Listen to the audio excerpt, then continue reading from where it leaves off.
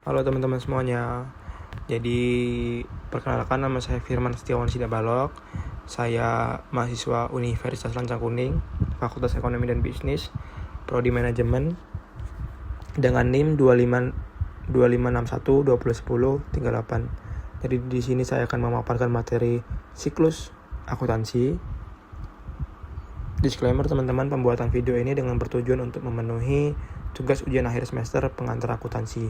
Jadi jika ada salah kata, salah kalimat penulisan, mohon dimaafkan dan mohon dikoreksi. Tanpa berlama-lama, langsung saja kita masuk ke dalam materinya. Jadi di sini teman-teman ada 8 jenis siklus akuntansi. Jadi kita akan membahasnya secara terperinci satu-satu. Dan yang pertama ada jurnal umum atau journal entry atau jurnal kalau dalam bahasa Inggris. Kemudian ada buku besar atau ledger, dan kemudian ada neraca saldo atau trial balance. Selanjutnya ada jurnal penyesuaian atau adjustment entry. Kemudian ada kertas kerja atau worksheet. Yang selanjutnya ada laporan keuangan atau financial statement. Selanjutnya ada jurnal penutup atau closing entry. Dan yang terakhir adalah jurnal pembalik atau reversing entry. Dan yang saya centang merah ini boleh dibuat atau tidak dibuat ya teman-teman, tapi kalau dibuat akan menambahkan nilai plus karena kita mempermudah pekerjaan. Jadi selanjutnya kita akan masuk ke dalam transaksi-transaksi yang sudah ada untuk kita masuk ke dalam jurnal umum. Nah, di sini sudah ada transaksi-transaksi dari tanggal 1 Desember sampai 28 Desember.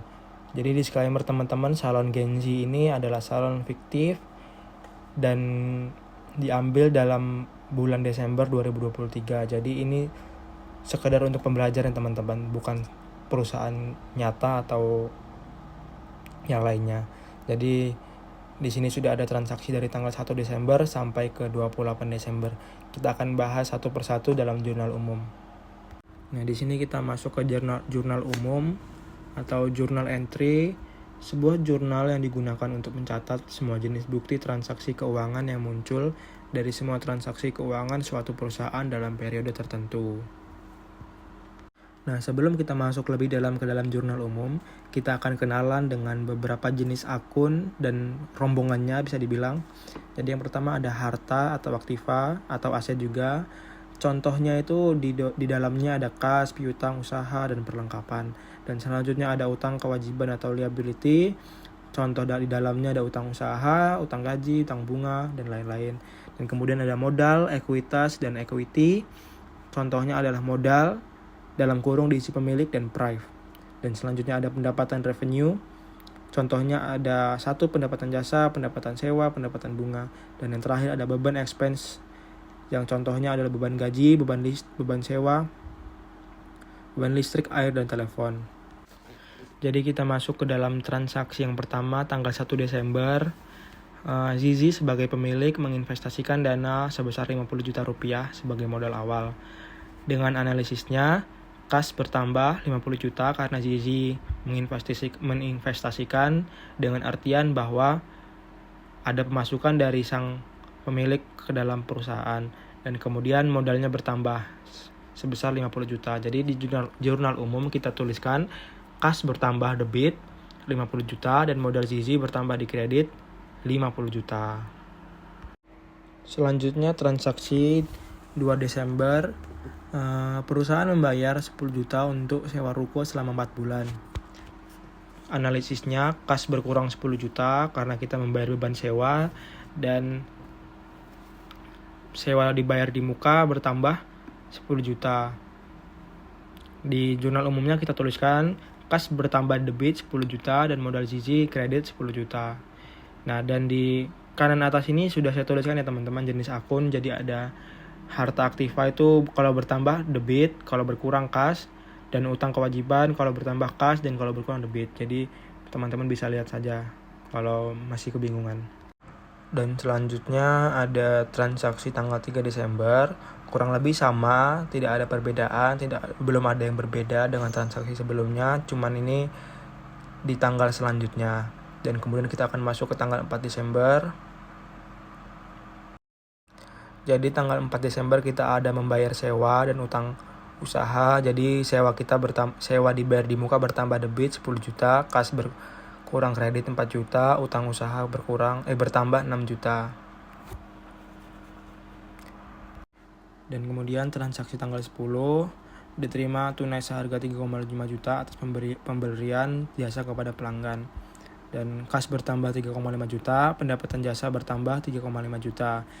Di jurnal umum kita tuliskan kas bertambah 3,5 juta di debit dan pendapatan jasa bertambah 3,5 juta di kredit. Dan masuk ke transaksi tanggal 11 Desember. Diselesaikan pekerjaan senilai 1,8 juta baru akan dibayar seminggu ke depan. Piutang usaha bertambah 1,8 juta dan pendapatan jasa bertambah 1,8 juta. Jadi sang pemilik ini mungkin mempunyai teman dan mungkin dibayarnya tuh agak jeda mungkin ya.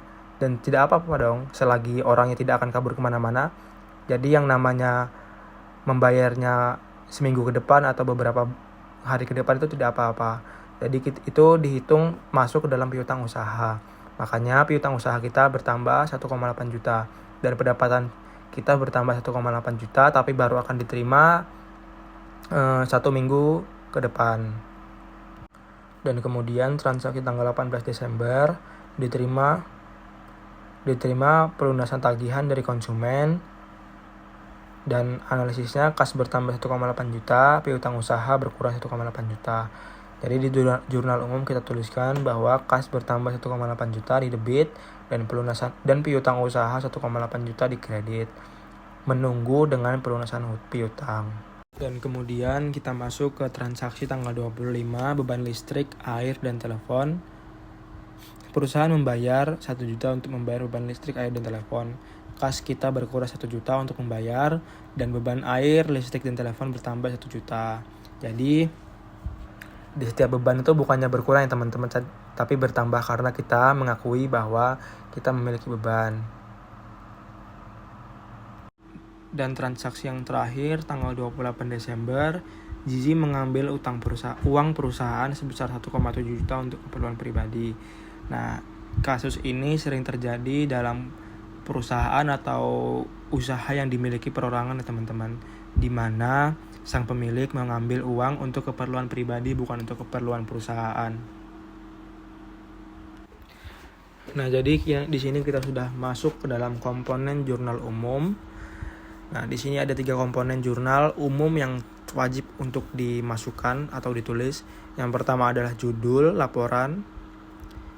Contohnya seperti jurnal umum Salon Genzi yang saya tulis ini. Jurnal umum Salon Genzi selalu bahagia bulan Desember. Dan selanjutnya ada halaman jurnal. Contohnya ini seperti JU01 yang ada di tabel pojok kiri atas teman-teman. Dan selanjutnya adalah kolom referensi.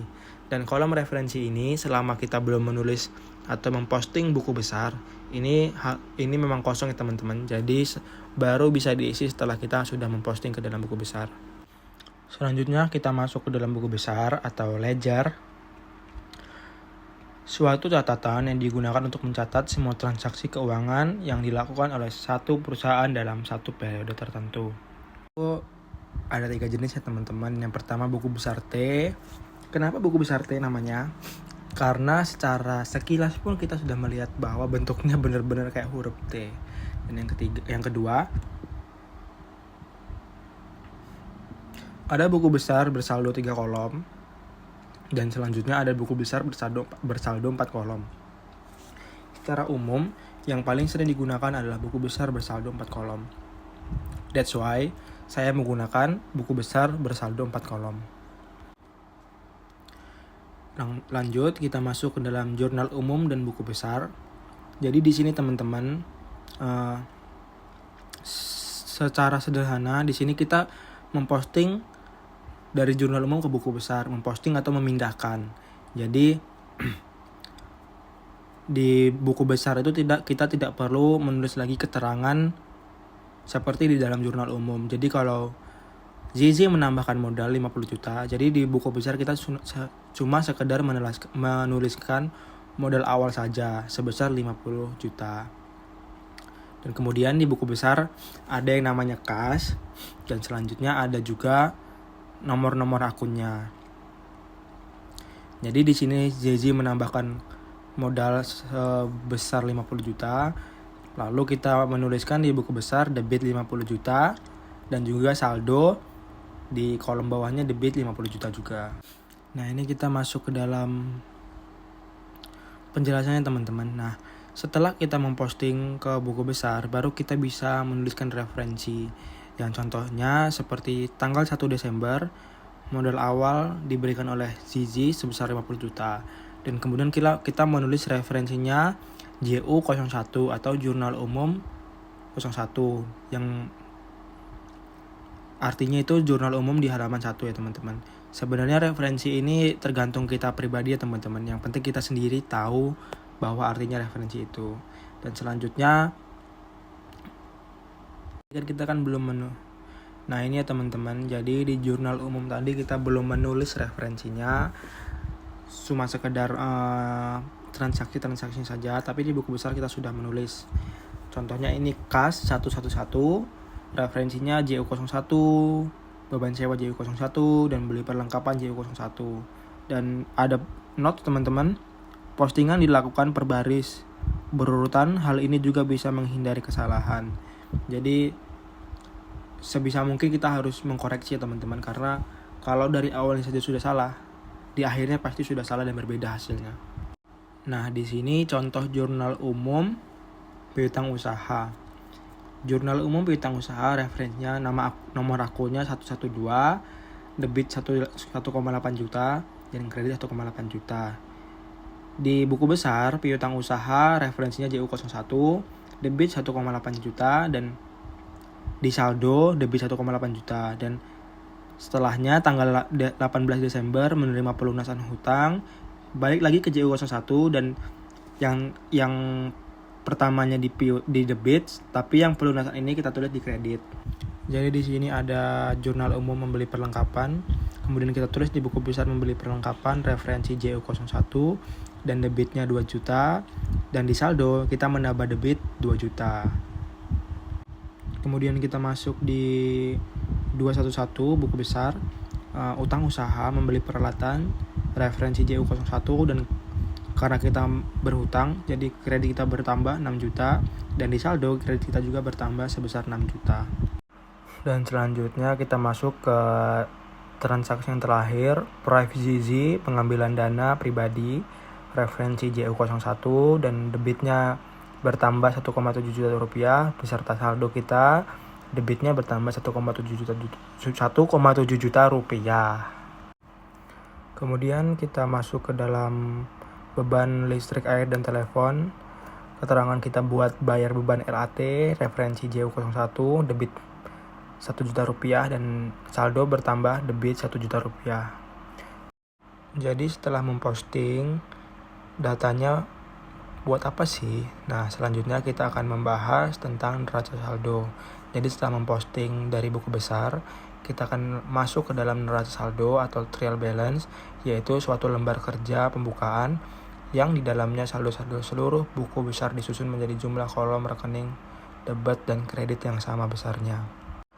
Nah, di sini kita akan masuk ke dalam materi neraca saldo. Jadi contohnya seperti ini teman-teman, pendapatan jasa dengan nomor akun 411 Desember diterima pendapatan dengan referensi JU01 dan kreditnya 3,5 juta, saldo di kredit 3,5 juta, dan seterusnya sampai tanggal 11 dan 15. Cara kerja neraca saldo adalah gabungkan saldo akhir semua akun yang ada.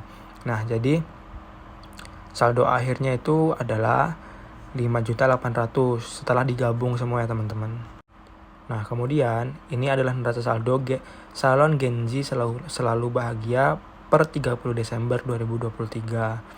Jadi kasnya 30 juta, piutang usahanya sudah 0, perlengkapannya 2 juta, sewa dibayar di muka 10 juta, peralatan 10 juta, utang usaha di kredit 6 juta, dan modal CC di kredit 50 juta, Prive di debit 1.700.000, dan pendapatan jasa 5.800.000 di kredit, beban air 1 juta, dan jumlahnya itu sama ya teman-teman antara debit dan kredit jumlah neraca saldo itu balance. Jadi wajib seimbang, nilai debit dan kredit harus sama ya. Kalau beda nggak boleh lanjut, atau kalau beda berarti ada yang salah di pengerjaan sebelumnya. Nah, setelah neraca saldo seimbang atau balance, apakah sudah selesai? Nah, setelah masuk ke neraca saldo dan semuanya sudah balance atau sudah dikatakan sudah selesai, lalu kita masuk ke dalam jurnal penyesuaian atau adjustment entry.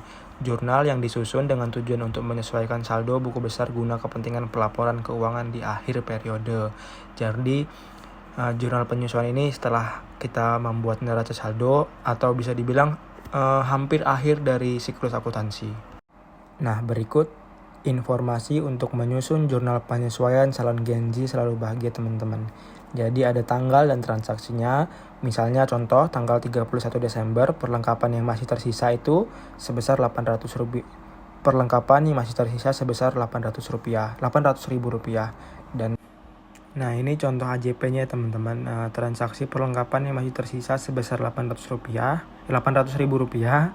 Analisisnya beban perlengkapan bertambah 1.200.000 dan perlengkapannya berkurang 2 juta. Jadi di AJP kita menulis beban perlengkapan bertambah debit 1.200.000 dan perlengkapan bertambah kredit 1.200.000.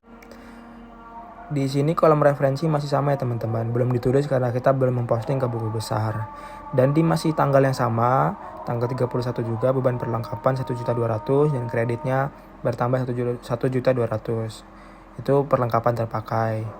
Nah, jadi di sini teman-teman jurnal penyesuaiannya itu masih dalam satu hari atau satu tanggal dalam 31 Desember di hari yang sama. Dan selanjutnya masih di hari yang sama juga tanggal 31 kita membayar beban sewa 2.500.000 dan kemudian sewa dibayar di muka 2.500.000. Sewa terpakainya baru satu bulan ya teman-teman. Jadi kita masih memiliki sewa selama 3 bulan. Kemudian di sini perusahaan memiliki tanggungan gaji yang belum dibayarkan ke karyawan sebesar 2 juta. Beban gaji bertambah 2 juta rupiah dan utang gajinya berkurang 2 juta rupiah. Jadi di AJP kita menulis bahwa beban gaji bertambah debit 2 juta dan utang gaji bertambah debit 2 juta. Selanjutnya, pekerjaan yang telah diselesaikan ditagihkan kepada konsumen sebesar 4 juta. Piutang usaha kita bertambah 4 juta dan pendapatan kita juga bertambah 4 juta. Nah, ini dia ya teman-teman jurnal penyesuaian salon Genji selalu bahagia per 31 Desember. Jadi dengan debit dan kredit yang sudah kita tuliskan, kita tinggal jumlahkan ke bawah. Dan di sini hasilnya masih sama ya teman-teman, masih balance dengan total jumlahnya debit 10.400.000 dan kredit 10.400.000. Jika sudah dirasa benar dan hasilnya sudah balance, baru teman-teman bisa lanjut untuk memposting jurnal penyesuaian ke buku besar. Nah, jadi semua jurnal yang sudah kita tulis itu kita wajib untuk memasukkannya ke buku besar ya teman-teman. Nah, di sini sudah saya buatkan jurnal penyesuaiannya serta buku besarnya. Bahan perlengkapan sebesar 1,2 juta di debit dan kredit. Di buku besarnya juga kita tuliskan debit dan kredit 1.200.000. Jadi kalau sudah di debit, pastikan kita juga menulis selanjutnya di debit ya teman-teman. Jangan berpindah kamar atau salah kamar karena sudah dipastikan salah dan mengganggu pekerjaan kita. Nah, di sini ada beban sewa dan sewa dibayar di muka. Jadi sewa terpakai sebesar 2.500.000 di debit. Jadi saldo kita bertambah di debit 2.500.000 dengan referensi AJP 01. Dan selanjutnya sewa dibayar di muka membeli perlengkapan JI01 dan debit kita bertambah 10 juta dan debit kita di saldo bertambah juga 10 juta. Dan kemudian tanggal 31 Desember sewa terpakai AJP 01, kredit kita bertambah 2,5 juta dan debit kita bertambah di saldo 7.500.000. Kemudian ada yang selanjutnya kita masuk ke dalam buku besar gaji terutang, beban penyusunan peralatan. Gaji terutangnya 2 juta di debit dan saldo 2 juta. Kemudian di gaji terutang AJP 01 berdebit 2 juta dan saldonya 2 juta. Kurang lebih sama ya teman-teman. Jadi kita masih bisa lanjut ke selanjutnya. Nah, ini ada jurnal penyesuaian buku besar, piutang usaha dan pendapatan jasa. Ini sebenarnya kita tinggal posting aja teman-teman. dari jurnal penyesuaian ke buku besar jurnal penyesuaian. Caranya sama kayak sebelum-sebelumnya, jadi kita tinggal memposting saja ke buku besar. Kalau teman-teman perlu lihat lebih jelas lagi, boleh videonya di pause aja atau di screenshot boleh, atau disimpan juga videonya boleh. Jadi di sini teman-teman boleh lihat dulu. Di sini ada piutang usaha dan pendapatan jasa. Pokoknya semua yang dari jurnal penyesuaian itu kita posting ke buku besar jurnal penyesuaian. Nah ini ya teman-teman, jadi setelah kita memposting semuanya ke dalam buku besar jurnal penyesuaian, nah setiap kita sudah selesai membuat buku besar, pasti ada yang namanya neraca saldo. Nah ini saya sudah buatkan neraca saldo disesuaikan, salon Genji bahagia selalu per 31 Desember. Jadi di sini kita ambil hasil-hasil dari setiap akunnya aja teman-teman. Contohnya kayak kas 30 juta, piutang usaha 4 juta, dan perlengkapan 800.000 gitu. Jadi kita cuma ambil hasil-hasil dari akun-akun sebelumnya yang kita sudah buat di buku besar. Nah, tapi yang pasti bakal ada perbedaannya teman-teman dari neraca saldo sebelumnya.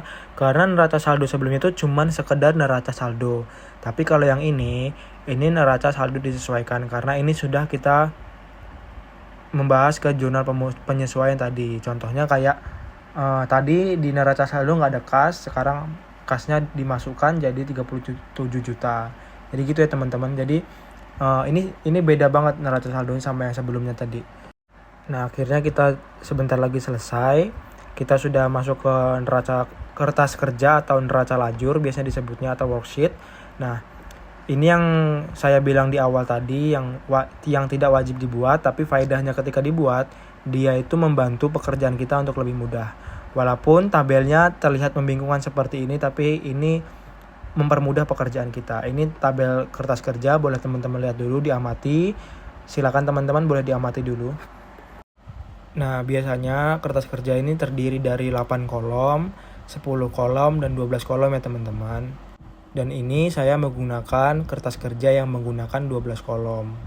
Nah, apa sih yang dimaksud 12 kolom itu teman-teman? Nah, jadi 12 kolom itu yang dimaksud adalah yang ada debit, kredit, angkanya ya teman-teman. Nah, karena kalau kita menggunakan rupiah dengan jutaan, slide-nya kan nggak cukup teman-teman. Jadi saya menggunakan slide yang dengan ribuan rupiah saja, tidak jutaan, biar slide-nya cukup. Karena kalau jutaan pasti slide-nya nggak cukup. Nah, basicnya dalam membuat kertas kerja ini adalah neraca saldo yang disesuaikan. Jadi kita harus banyak-banyak melihat kembali di neraca saldo yang disesuaikan.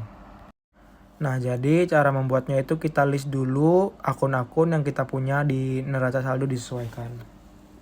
Nah, secara sederhananya itu pembuatannya tuh kita tuh kayak kopas aja teman-teman, dari neraca saldo kita pindahkan ke kertas kerja dengan tabel yang seperti ini bentuknya. Jadi tinggal dipindahin ke kertas kerja, lalu dijumlah ke bawah, dan yang pasti hasilnya sama. Jadi kalau tidak sama, dipastikan itu ada kesalahan penghitungan atau memasukkan nominal dalam kertas kerja atau neraca saldo. Nah, setelah dari neraca saldo, langsung kita pindah ke ayat jurnal penyesuaian. Nah, di sini teman-teman kita harus hati-hati ya, karena di ayat jurnal penyesuaian tadi agak berbeda sedikit. Teman-teman boleh cek kembali videonya ke belakang. Teman-teman boleh lihat kembali di ayat jurnal penyesuaiannya biar nggak bingung ya teman-teman. Nah, setelah ayat jurnal penyesuaian, teman-teman boleh lanjut ke neraca saldo disesuaikan. Sama ya teman-teman caranya, tinggal kita lihat kembali di neraca saldo disesuaikan, lalu masukkan ke kolomnya, lalu kalau sudah dimasukkan semua, baru dijumlah ke bawah. Dan lalu ke laba rugi. Nah, kurang lebih sama juga teman-teman, nanti setelah itu baru dijumlahkan ke bawah. Dan yang terakhir adalah neraca. Nah, sama juga teman-teman, ditambahkan ke bawah setelah dimasukkan. Nah, jadi ini ada berwarna-warna kolom ini teman-teman. Yang warna hijau ini jumlahnya teman-teman. Jadi yang warna hijau ini jumlahnya, dan yang warna kuning ini laba usahanya. Nah, ini kan warna kuning, berarti dia laba ya teman-teman. Sedangkan kalau kita masukin angkanya di warna merah, di kolom warna merah, itu artinya rugi. Ini saya juga udah buat di sebelah kiri, artinya laba, artinya warna kuning dan warna merah, tapi nggak tahu ini kenapa PPT-nya jadi transparan gini. Nah, ini saya mengingatkan ya teman-teman. Jadi yang warna kuning ini artinya laba, dan yang merah ini artinya rugi kolomnya. Ya, dan setelahnya yang oranye di bawahnya itu jumlahnya. Nah, di sini di pojok kiri atas saya juga sudah menyertakan catatan ya teman-teman. Jadi NS dan AJP diambil dari data sebelumnya. Pengisian NSD mirip dengan BB.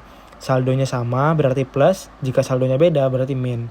Dan kolom laba rugi diisi di pendapatan dan beban.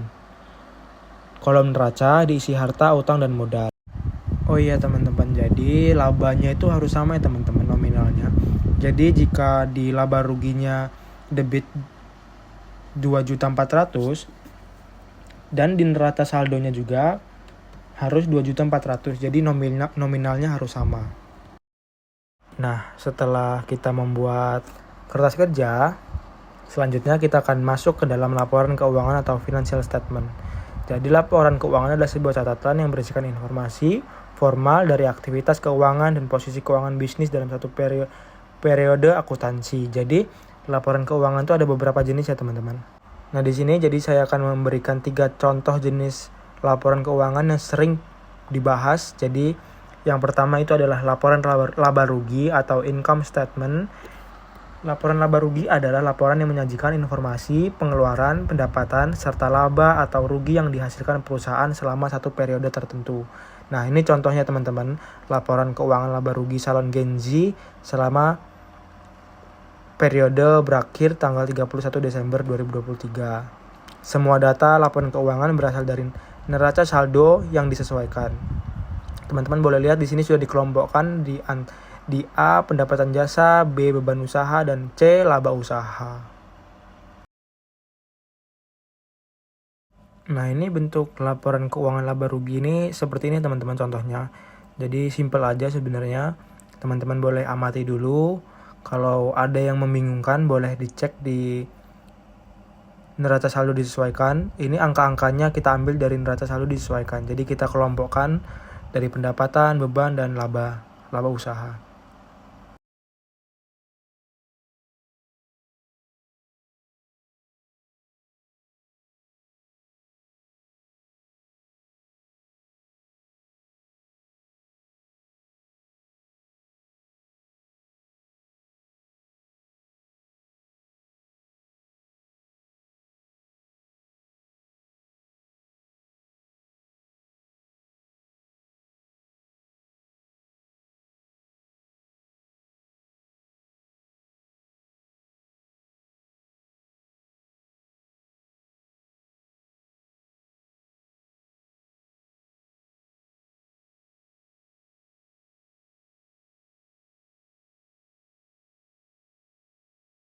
Nah, laporan keuangan yang kedua adalah laporan perubahan modal atau Owner's Equity Statement.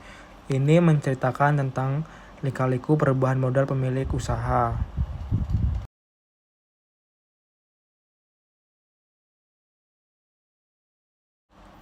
Nah, tampilannya seperti ini teman-teman, laporan perubahan modal. Jadi A ini modal awal kita ambil dari NS. Lalu laba usaha yang diambil dari laporan laba rugi atau kertas kerja. Lalu prive yang diambil dari neraca saldo disesuaikan. Nah, prive ini kan nanti akan jadi pengurang dari laba teman-teman. Jadi ini saya ada kesalahan sedikit. Jadi prive ini di angka 1.700.000 dia dalam kurung ya teman-teman. Jadi dia di dalam kurung, artinya itu akan menjadi pengurangan untuk laba usaha. Nah, 700.000 ini dia hasilnya dari laba usaha dikurang prive ya teman-teman. Jadi dia hasilnya 700, masih positif. Nah, lalu bagaimana cara mencari modal akhir? Jadi modal akhir ini dihasilkan dari modal awal 50 juta, lalu ditambahkan dengan penambahan modal sekitar 700.000, jadi dapatlah modal akhir sekitar 50.700.000. Nah, lalu yang laporan ketiga ada laporan posisi keuangan atau Statement of Financial Position, merupakan laporan keuangan yang melaporkan aset, liabilitas, dan ekuitas dalam suatu perusahaan. Jadi contohnya seperti ini teman-teman bentuknya. Laporan perubahan modal untuk salon Gen Z selalu bahagia untuk periode yang berakhir 31 Desember. Nah, ini kolomnya saya bagi kedua. Yang sebelah kiri yang A ini adalah geng atau rombongan harta, dan yang sebelah kanan atau yang B adalah rombongan utang dan modal. Nah, harta ini tinggal kita jumlahkan semua, jadi yang kita jumlahkan ke bawah, jadi ketemulah hasilnya 50.700.000.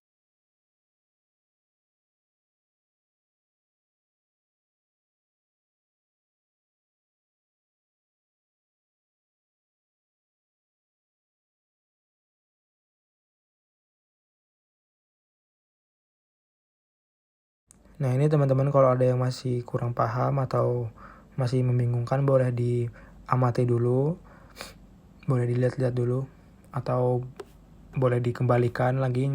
Kalau misalnya bingung, kita buka lagi di laporan keuangan, boleh teman-teman. Dan setelah membuat laporan perubahan modal, jadi kita masuk ke jurnal penutup atau financial statement, hampir akhir dari siklus akuntansi. Jadi jurnal penutup itu dibuat pada akhir periode akuntansi untuk menutup akun pada laporan laba, rugi, dan akun prive oleh pemilik.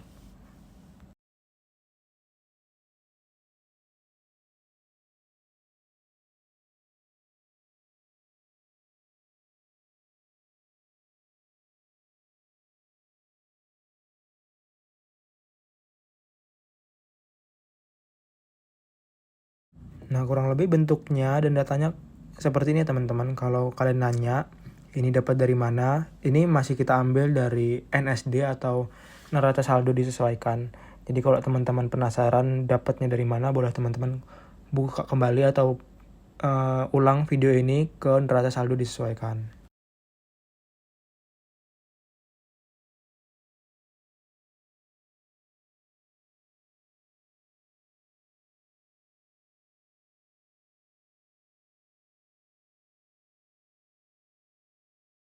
Nah, yang unik di neraca saldo setelah penutupan ini, kita nggak akan menemukan akun selain harta, utang, dan modal ya teman-teman.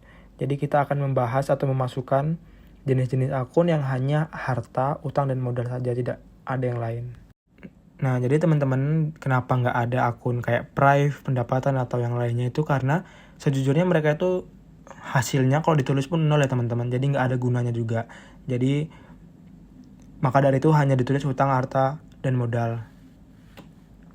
Kalau ada akun-akun seperti proyek pendapatan dan modal, jadi sudah dipastikan bahwa itu nggak boleh teman-teman. Jadi itu memang benar-benar hanya harta, utang, dan modal saja dimasukkan ke neraca saldo setelah penutupan. Setelah kita membuat neraca saldo setelah penutupan, lalu kita membuat jurnal pembalik. Ini juga sebenarnya tidak wajib ya teman-teman, tapi saya sendiri merekomendasikan karena ini mempermudah pekerjaan kita selanjutnya di periode berikutnya. Jadi jurnal pembalik adalah jurnal yang membalikkan transaksi yang telah dilakukan untuk jurnal penyesuaian. Tujuannya untuk mempermudah pekerjaan akuntansi pada periode berikutnya. Jadi contoh jurnal pembalik bentuknya seperti ini teman-teman, boleh diamati dulu. Nah, jurnal pembalik ini informasinya nggak perlu dikasih tahu lagi ya teman-teman, karena ini memang sudah jelas kita mengambil datanya dari AJP atau ayat jurnal penyesuaian. Dan di jurnal pembalik ini ada 4, yaitu pendapatan yang masih diterima, utang yang masih harus dibayar, utang dibayar di muka dicatat sebagai beban, dan pendapatan diterima di muka dicatat sebagai pendapatan juga ya teman-teman. Jadi di sini datanya benar-benar dibalik ya teman-teman. Dan semua datanya diambil dari AJP. Jadi kalau AJP-nya salah, ya sudah dipastikan jurnal pembaliknya juga akan salah. Jadi harus dicek kembali. Harus benar-benar, harus di cross check benar-benar dan tidak boleh salah. Contohnya jika di AJP angkanya di debit, berarti di jurnal pembalik angkanya di kredit. Sebaliknya juga ya teman-teman. Jadi nominalnya nggak dirubah, cuman dia posisinya aja yang dirubah. Nah, neraca saldo setelah pembalik ini dibuat di awal periode atau contohnya di tabel ini per 2 Januari 2024. Karena kalau 1 Januari itu kan biasanya libur ya teman-teman. Baru dibuatnya tanggal 2. Jadi kalau jurnal pembalik itu dibuat di akhir periode, sedangkan neraca saldo setelah pembalikan baru dibuat di awal periode.